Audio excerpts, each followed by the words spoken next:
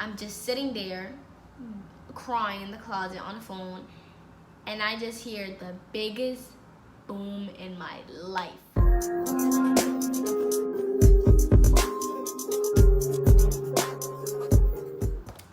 Hey guys, and welcome back to my YouTube channel. So today I'm doing a story time, and as you can tell by the title, it's gonna be a story time based on the time where basically someone attempted breaking into my house. And yeah, so before I get into the video, I recently posted a video earlier. It was a vlog. I don't really know. I never really vlogged. So make sure to go check it out.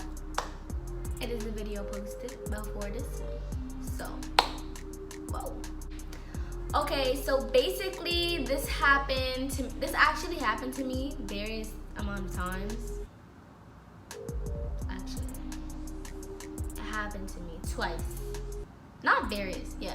This actually happened to me twice. So I had recently moved into the Bronx. This is where I reside. I'm not originally from here. I'm originally from Brooklyn, Bushwick, you know the vibe. Okay. I had recently moved to the Bronx, and there was a day where I had like stood home alone because I don't think there was school. This was probably like around break, like winter break or something like that, or like Christmas break. I don't know. It was just on a break, I remember. So I didn't have school that day. And so basically my mom wasn't ever really comfortable with leaving me home alone, especially in a borough that we didn't really know.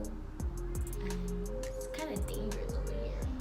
Anyways, so my mom was always iffy about it, and like, you know, that regular mom, like, I don't know. She never even really liked leaving me home alone, but like, I was getting older, so like I need to learn, like, girl, you gotta. So my mom had left me home alone one day, and basically, I was in my room chilling, you know, and then there was like someone ringing my bell. Cause there's two bells. There's a bell downstairs and there's a like your personal own doorbell. So they didn't ring the bell downstairs, like the one that you have to ring in order to get inside of the building. They rang my house door, like bell. So when I heard that, I'm like, yo, my mom not home and my sister ain't coming home. My mom's at work, my sister's at work. Who that? Like, who are you? Why are you at my door? Knowing the old me, I was such a scared cat. I mean, it was definitely a very scary situation, and I would not want to go through that again. But I feel like the person I am now, I'll be like, yo, what do you want? Like, but so there was somebody at my door, and I'm just like, yo, who that? So I go to check, and it's some man, and I'm just like, he gotta get packed up. So knowing me, I was like, and he was ringing my bell. I called my mom and I was like, Mom, there's somebody at my door, at our door. Like, there's somebody at the door ringing the bell. She's like, don't answer it. Like, I'm like, bro, duh. So he's like, doesn't stop, and he's just like, open the door, open the door. First of all, don't you be coming at my door talking about open the door if I don't know who you are. You need to chill. I wish I had this energy at the time, bro. Anyway, so he over here knocking, screaming, like, open the door, open the door. So I'm on the phone with my mom, and she's like, don't open the door. And he was not leaving. So everybody basically knew. My sisters and everyone knew.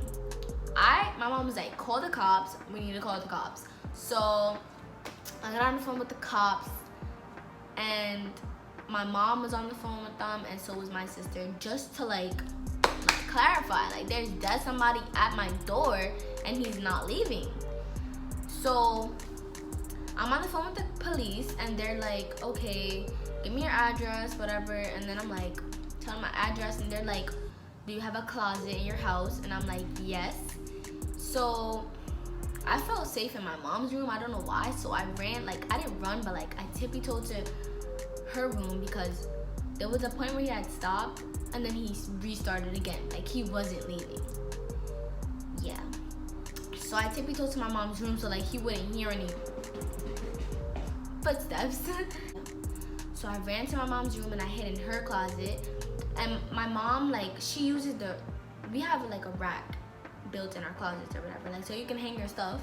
And so like my mom has a lot of clothes, so I put all, like, I got behind all her clothes. I sat down on the floor and like I closed the closet door, so like if he were to actually like be able to get in, he wouldn't be able to see me in my mom's closet behind all the clothes. Go activities. Shout out to my son Malcolm because he's always coming up with this new lingo. So go activities.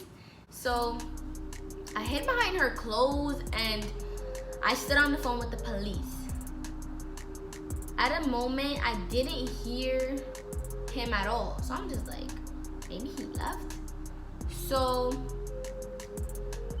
I'm on the phone with the cops and like I end up hanging up because I'm telling them like my mom is calling me. And they're like, don't answer. And I'm just like, bro. So me, of course, answer my mom's phone call. And she's telling me like she's on her way, my sister's on her way, and the cops are on their way or whatever. So I'm getting a no caller ID call, and it turned out to be like the cops or whatever, or yes, it was the cops. So they're like, are you okay, whatever, and I'm just like, yeah, I'm hiding. They're like, stay there, is he still there? And I'm like, I don't hear anything anymore. But this guy like back at it again. So I stood really quiet for like a good 5 minutes and like I didn't hear anything, and then like he's back at it again. I guess he had heard like my TV or something when I was home, so he knew like somebody was there. So I'm just like, bro, this is not happening to me. So everyone's like, the cops are on their way, and so I'm hiding, like I'm scared now because he's actually leaving and coming back. And he looks so sus, bro. Like, when I tell you he looks sus, sis, he looks sus. So I'm over here like, bro. So now I don't hear anything, like completely. That's when I knew like he was gone. And then a couple minutes later, there's police, but I'm not sure if it's him or the cops. So I'm still on the phone with my with the operator or whatever, but she's not saying much, just trying to calm me down, like have a conversation. How old are you? Where does your mom work? Whatever. And so everyone's on their way to me. The police were at my door. But when the police were at my door, it was like, so it was like, you're not making it any better. And the operator was not telling me that it was dumb. So I'm actually getting scared now. And I'm like, I was scared. So it just started getting louder and louder. I started crying, just calming me down. And it's just like, my mom was like, don't open the door. My mom was very afraid. My mom had actually knew that entire time it was the cops and that it wasn't the guy. And she told me not to open the door, and I was lost. But she had been telling me that because if I were to open the door without her being there, they would have most likely took me. And my mom didn't want that to happen, so she just said, stay where you are. And she was scared that if they were like to see me in the closet or something, and like I moved, they would accidentally like shoot or something. I don't know. She was like having a panic because one, the guy was there, and as soon as the officers and everybody got there, he wasn't there. So her first assumption was like, they get there before her. Before my mom got to me, I was out, and they were gonna take me with them, and we don't know where I would have seen my mom or like anything. And so we didn't know if it was legal to like be alone, home alone, like at like 12 or 13. I forgot how. I think it was like 13, 12. I don't know. We didn't know if it was legal. Like me and my family didn't know, and they automatically did say like I could have got taken. So They were at my door for a while. Eventually, I'm just sitting there crying in the closet on the phone, and I just hear the biggest boom in my life. It was like I don't even know, bro. It was like a heavy like boom, like a that, but just like 10 times louder. And so I'm like, what in the world? I'm like, Mom, they're here. Mom, they're here. She's like, oh my God. I'm like, Mom, somebody's in the house. Mom, somebody's in the house. So it was scary. It was very scary. And my mom had been in the elevator as soon as they knocked on that door. So I'm just like, bro, it was God that she got here right when they got in the house. And then they looked for me because I had locked I locked my mom's door, and I hid in the closet. So when I heard them come in the room, I was like, Mom, they're in here. Mom, they're in here. And they opened the closet, they moved the clothes, and they seen me, and they were like, are you hurt? Are you okay? They took me out. They had like an ambulance, like paramedics there to see if I was okay, hurt or anything.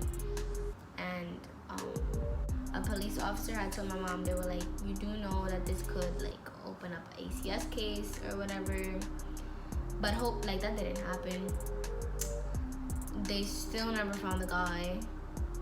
But there has been reports that in my building there's a guy that knocks on people's doors and he attempts to get in. So that explains it. They said they were gonna look at cameras and stuff, but we had to get like a new door. So if you guys were to notice, my door is different completely from the rest of the doors in this building because mine was knocked down, so they had to give us a different door. And yeah, but basically that was a really scary experience. It happened the second time. It happened completely worse. It happened to me last year in 8th grade. It was completely worse. If you guys want to see that story time, like part 2 to this one, it was actually really scarier because it was more than one person this time, and it went on for like an hour. So if you guys want to see that story time as well, make sure to comment. And if you enjoyed listening to my terrifying story time, make sure to like, comment, subscribe, and turn on the post notifications to my channel so that you're notified every time that I post. Because girl, I'm telling you, and boy, I'm telling you, I'ma just get better. And comment if you want to say anything for me, please. Anyways, thank you guys for watching, and I will